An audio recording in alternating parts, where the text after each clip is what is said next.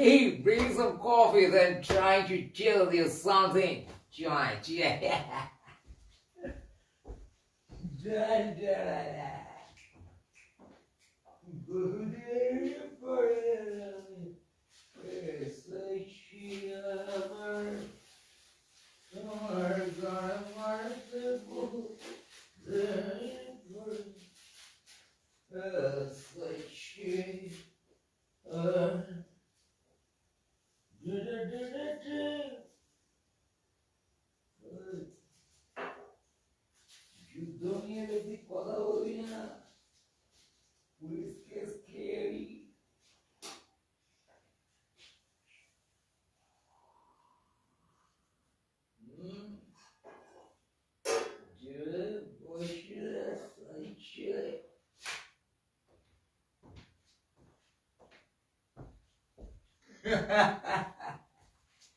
Hey guys, hope you're doing great. Most greatest all of you, and hope you're doing amazing and living life like anything, enjoying your fucking life, and fucking how you all are after the war, man. Yes, war got into your ass, I feel, and yeah, Shanti Chile. একটা কিস্তি মানে খানকি ছেলে গেলে ওকে শান্তি ছেলে বলেছে, এখন খানকি ছেলে বলতে যারা লজ্জা পেয়েছে সরাসরি ভাবে তারা শান্তি ছেলে বলেছিল, কিন্তু সেটা যে এরকম বাস্তব হয়ে যাবে মানে শুয়োরের বাচ্চাটা খিস্তি, মানে শুয়োরের বাচ্চা এরকম আর কি, এখন শান্তির বাচ্চা হওয়াটা খুব খিস্তির ব্যাপার হয়ে গেছে। প্রথমে তো পড়া এই কি যেন খিস্তি হয়ে গেল, সেকুলার খিস্তি হয়ে গেল, তারপরে এখন শান্তি খিস্তি হয়ে গেছে, শান্তি শুয়োরের মতো হয়ে গেছে কেসটা, শান্তি ইকুয়ালস টু শুয়োর, শান্তির ছেলে ব্যাপারটা আগে এগিয়ে গেছিল, এই জন্য স্ল্যাং ব্যবহার করতে হয়। স্ল্যাং সবসময় সোসাইটিতে এগিয়ে যাওয়া একটা সময়ের ভাষা, আমরা বুঝতে পারি না পাড়া। ইদানিং এক ভদ্রমহিলা আমাকে বলেছেন যে আপনাকে তো রাজার মতো দেখতে, আপনি স্ল্যাং ফ্যাং বলে নিজেকে খিল্লি করে তুলবেন না, সিরিয়াস হন, আমরা আপনার সাথে আছি এরকম আর কি। হ্যাঁ, এখনো কেসটা হচ্ছে আমরা রাজতন্ত্র থেকে মুক্তি পাইনি, কাউকে অ্যাপ্রিসিয়েট করতে গেলে তার সাথে রাজার তুলনা টেনে দিচ্ছি। এখন কেসটা হচ্ছে যে এই যে আমাদের দেশের রাজা, মানে আমরা পলিটিক্যালি ইনক্লাইন্ড হয়ে যাই একভাবে, আর এই দেশের নেতা ফেতাকে, যারা পলিটিক্যাল নেতা, যারা আমাদের কাছ থেকে ভোট স্ন্যাচ করে, তাদের আমরা রাজার আসনে বসিয়ে দিই। আর সেই রাজতন্ত্র এখন আমাদের মাথা থেকে যায়নি, রাজতন্ত্র মাথা থেকে যায়নি, অর্থাৎ সেই রাজার সেনাবাহিনী, যুদ্ধবিগ্রহ, রাজা সবাইকে ঘ্যাচাং করে দিয়ে নিজেকে প্রতিষ্ঠা করছে, এরকম একটা ন্যারেটিভে আমরা হালকার ওপর বা গাঢ়ভাবে আটকে আছি। এখন কেসটা হচ্ছে যে শান্তির ছেলে ব্যাপারটা। হ্যাঁ, শান্তির ছেলে যে খিস্তি কেন সেটা বুঝতে গেলে সকল শান্তির ছেলেদের ব্যাপারটা বুঝতে হবে যে শান্তি আমরা চাই না কেন, শান্তির কথা বললে আমরা খেপে যাচ্ছি কেন। মানে রাজা তো পরাস্ত হতে পারে না, রাজাকে তাই জিততে হবে, তাই আমরা এখন রাজাকে জেতাতে চাইছি। আমরা গণতন্ত্র আমাদের মধ্যে এখনও ঠিক ভালো করে ঢোকেনি, আমাদের মধ্যে এখনও সেই রাজতন্ত্র ঢুকে আছে, আমরা এখনও মন্ত্রী মন্ত্রীকে আমরা নাম দিই, মিনিস্টার বলি আমরা, মন্ত্রী মানে রাজাও তো আছে বাবা। গণতন্ত্র হলে তো সব গণতন্ত্রী নাম হতো, কারণ কেসটা ঠিক গণতন্ত্র। এবারে কেস হয়েছে কি যুদ্ধের ট্রমা। পৃথিবীর সকল দেশে সকল সময় দেখা যায় যে একটা যুদ্ধ বাদলে তারপর একটা ম্যাথ হয়। আমি তো ছোটোবেলায় শুনে ভাবতাম একটা ম্যাথের কিছু একটা বিষয় হবে, মানে অ্যারাউন্ড ম্যাথমেটিক্স সামথিং, পোস্ট গ্র্যাজুয়েশনের মতো আফটার ম্যাথসের পরের একটা সাবজেক্ট, কিন্তু পরে বুঝতে পারলাম না বাড়া, ওটা হচ্ছে আফটার ম্যাথ, মানে the shock after some incident. আর যাই হোক, ম্যাথস করার পর হয়তো যাদের মাথায় ম্যাথস ঢোকে না তাদের যে শখ হয়, ওরকম একটা ব্যাপার আর কি। তো যাই হোক, এই যে যুদ্ধকালীন অবস্থা, আমরা বলি যুদ্ধকালীন তৎপরতা, যুদ্ধকালীন অবস্থা, এই যুদ্ধকালীন অবস্থায় কি হয়, একটা সাইকোলজিক্যাল প্রতিরাধি সবাই তো খায়, এখন আমরাও খেয়েছি, খেয়ে এখন আমাদের এই অবস্থা হয়েছে যে বাবা ছেলেকে বলছে যে তুই স্কুলে যাচ্ছিস না, তুই দেশদ্রোহী। ছেলে বাবাকে বলছে আমার পিকনিকের জন্য 2000 টাকা দিলে না, তুমি দেশদ্রোহী। আর কাশ্মীরের ট্যুরিজম কমে গেছে, তাহলে কি এখন পাকিস্তানের ট্যুরিজম বেড়ে গেছে। সবাইকে পাকিস্তানে পাঠিয়ে দিচ্ছে, তুই পাকিস্তানে চলে যা, তুই দেশদ্রোহী, তুই পাকিস্তানে যা। এটা আমাদের একটা কমন ডায়ালগ হয়ে গেছে এখন। এই বাচ্চা কাচ্চারা যুদ্ধের পরে মৃণাল সেনের একটা ছবি ছিল না, কালের সন্ধানে, কাট শুনে শিশুরা রাস্তায় দৌড়ে বেড়াচ্ছে কাট করে। হ্যাঁ, বেশি ফায়ার শুনে লোকে ফায়ার করে, যা শুনে সেটা চলে আসে, এরকম আর কি। যারা ব্যাপারটা জানে না, বোঝে না।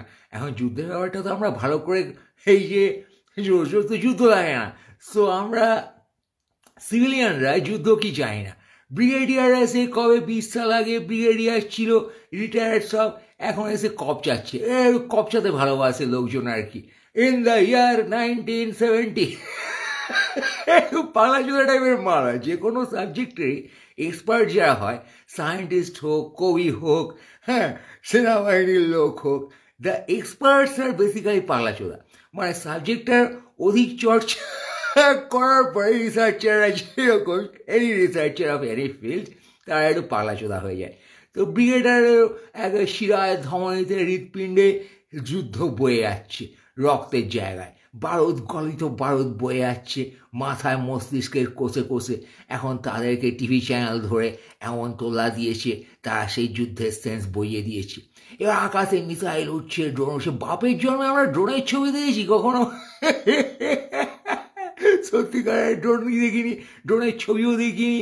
আমরা হলিউডের সিনেমায় দেখি কী সব হচ্ছে, সাইফাইতে দেখি কী সব হচ্ছে। তো এই যে একসাথে সত্যিকারের ড্রোন ফোন উঠছে, বানা ড্রোন দিয়ে সেই কত কী সব মিসাইল দিয়ে এত 100 কেজির বিস্ফোরক গিয়ে ঘাম করে পড়ে, এই ব্যাপারটা না আমাদের পুরো শকিং হয়ে আছে বস। এবার এই যে প্রবল শকিং ব্যাপারটা,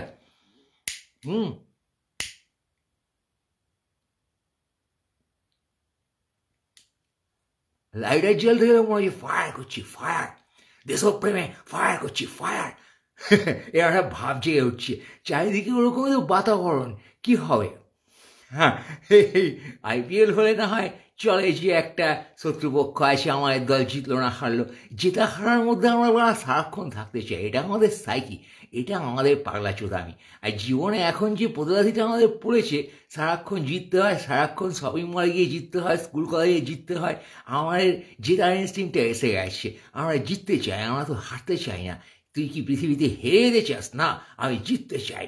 এখন জিততে হবে, যে কোনোভাবে জিততে হবে। ইদানিং সবারই যে কী হয়েছে, ডিজিটাল লাইফে বেশি থেকে সারাক্ষণ ডিজিট নিয়ে কাজ করে কেউ আর মাটি পাচ্ছে না। Nobody is getting the ground man. এবার মাটি নিয়ে সব সিরিয়াস হয়ে গেছে। বোকাচোদার ট্রাম্প সিরিয়াস হয়ে গেছে, দেশ থেকে লোক তাড়াচ্ছে, আমার আমেরিকান মাটির সাথে, মানে স্পেসের সাথে। বাংলাদেশের স্পেস নিয়ে হুজ্জুদি স্পেস থেকে তাড়িয়ে দিচ্ছে সে সারা পিএমকে। So we turn much more serious on the space part. তার কারণ আমাদের স্পেস নেই।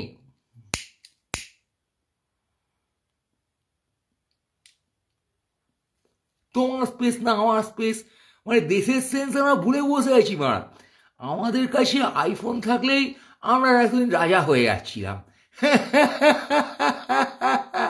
গাড়ি থাকলে রাজা হচ্ছিলাম। একটা এই 12 তলা 24 তলা ফ্ল্যাটে একটা 1000 স্কোয়ার ফিট এক চিলতে জায়গা, 1500 স্কোয়ার ফিট জায়গা, সারা 600 স্কোয়ার ফিট 700 স্কোয়ার ফিট জায়গা, সেটা পেলেই আমাদের জীবন চলে যাচ্ছিল। হ্যাঁ, আমার মাটির দরকার হচ্ছিল না। গাড়ি থেকে লিফট থেকে এই 1.5 স্কোয়ার ফিট জায়গা, সেখান থেকে অফিসের ফ্লোর, এই করে আমরা চালাচ্ছি। আমার মাটির কি দরকার বানা?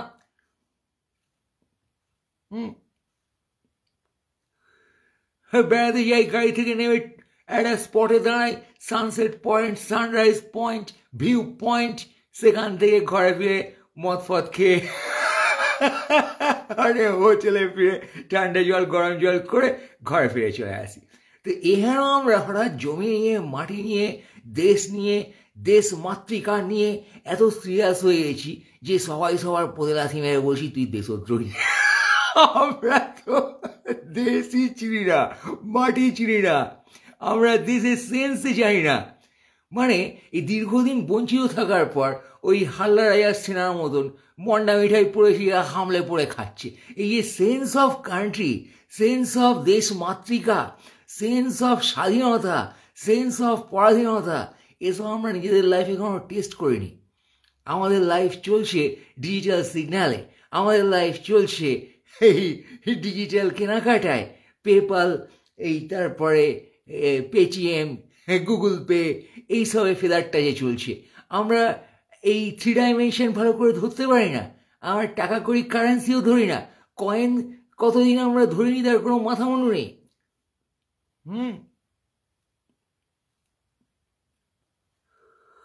এখন এরকম অবস্থায়